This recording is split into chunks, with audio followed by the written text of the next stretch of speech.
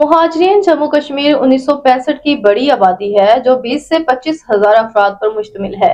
Kashmir colony Gujranwala Kent میں وہاں کے نوجوان کھیل کے میدان سے محروم، نوجوان منشیات اور دیگر غیر اخلاقی سرگرمیوں میں سرگرم نوجوان بچے اپنے حق کے لیے سڑکوں پر نکل آئے۔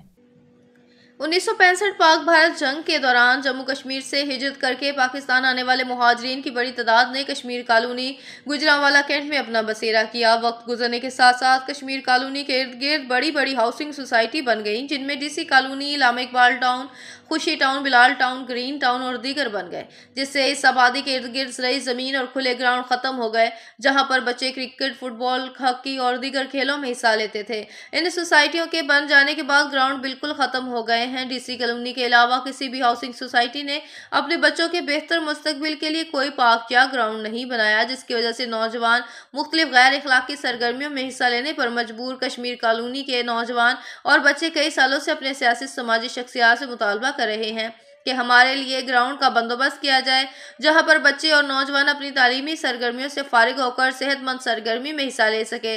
اس سلسلے میں کشمیر کالونی کے نوجوانوں اور بچوں نے مقامی سیاسی سماجی شخصیات کے علاوہ حکومت آزاد جموں کشمیر، حکومت پنجاب اور حکومت پاکستان سے اپنے لیے پلے گراؤنڈ کا پرزور مطالبہ کرتے ہیں، جس کے لیے نوجوان اور بچوں نے کشمیر کالونی میں مین بازار اور چوک میں احتجاجی مظاہرہ کیا، جس میں ان کا اپنے لیے گراؤنڈ کا مطالبہ کیا گیا۔